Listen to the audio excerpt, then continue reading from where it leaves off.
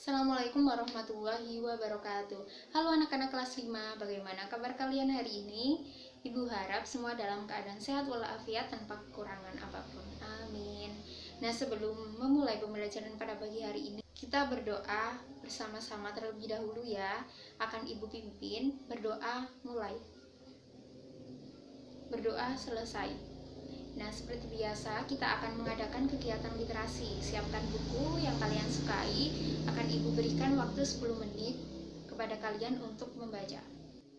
Oke, 10 menit sudah berakhir. Nah, setelah itu, kalian tulis judul buku, penulis buku, dan cerita yang telah kalian baca. Pada kesempatan kali ini, kita akan belajar bersama tema 1, organ gerak hewan dan manusia, subtema 1, organ gerak hewan, pembelajaran yang pertama. Sebelum itu akan Ibu sampaikan tujuan pembelajaran pada pagi hari ini. Yang pertama, dengan kartu kuartet, siswa dapat membedakan pokok pikiran dalam teks bacaan dengan tepat. Yang kedua, dengan teks bacaan organ gerak hewan dan unsur 5W1H, siswa dapat menunjukkan pokok pikiran dalam teks bacaan organ gerak hewan secara tertulis dengan tepat. Dan yang terakhir, setelah siswa menulis pokok pikiran, siswa dapat menunjukkan pokok pikiran pada teks bacaan organ gerak hewan secara lisan dengan tepat. Setelah Ibu sampaikan tujuan pembelajaran pada pagi hari ini, kita akan menentukan pokok pikiran dalam suatu bacaan. Nah, guru punya satu bacaan dengan judul organ gerak hewan. Silakan membaca terlebih dahulu. Nah, di sini pada teks organ gerak hewan ada 4 paragraf. Jadi di setiap paragraf tentu ada pokok pikiran. Nah, bagaimana cara menentukan pokok pikiran? Ada yang tahu? Di sini akan Ibu bagikan kepada kalian kartu kuartet. Di dalam kartu kuartet ini akan dijelaskan bagaimana cara menentukan pokok pikiran dalam setiap paragraf. Yang pertama, kalian baca terlebih dahulu kartu kuartet yang pertama dan yang kedua. Pada kartu kuartet yang pertama berisikan dengan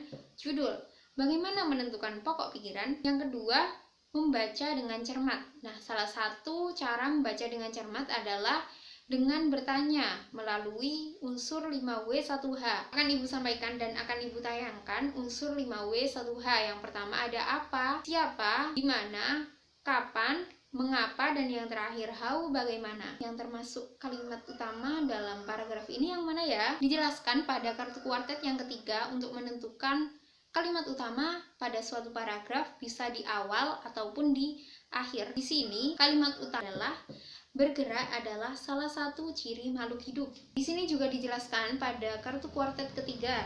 Kalimat utama yang ada di awal ditandai dengan kata adalah, yaitu, dan merupakan, dan lain-lain. Jadi kalimat utama pada paragraf yang pertama adalah bergerak adalah salah satu ciri makhluk hidup. Setelah mengetahui kalimat utama, kita akan mengidentifikasi bagian subjek dan predikat pada kalimat utama.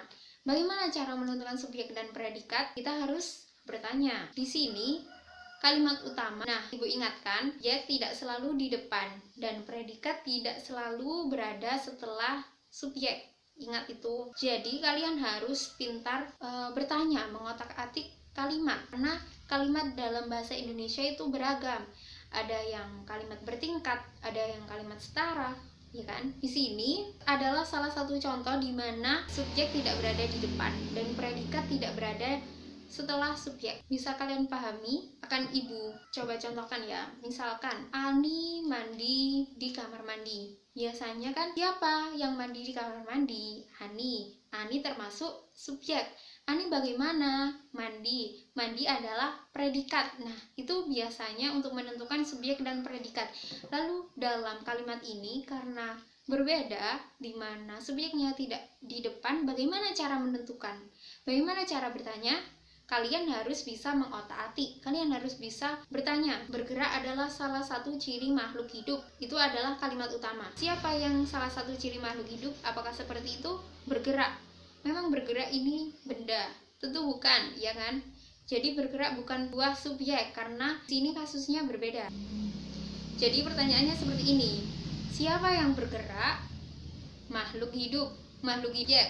Makhluk hidup bagaimana? Bergerak. Bergerak adalah predikat. Nah, jadi setelah kita tahu hidup menjadi subjek, makhluk hidup adalah subjek dan predikat. Pada paragraf yang pertama, jadi pokok pikiran yang kita temukan adalah makhluk hidup bergerak. Nah, itu tadi kita sudah membahas tentang pokok pikiran pada paragraf yang pertama. Jadi pada intinya pokok pikiran dan kalimat utama itu berbeda. Pokok pikiran adalah ide atau gagasan yang mengandung informasi inti yang menjadi dasar pembentukan suatu paragraf.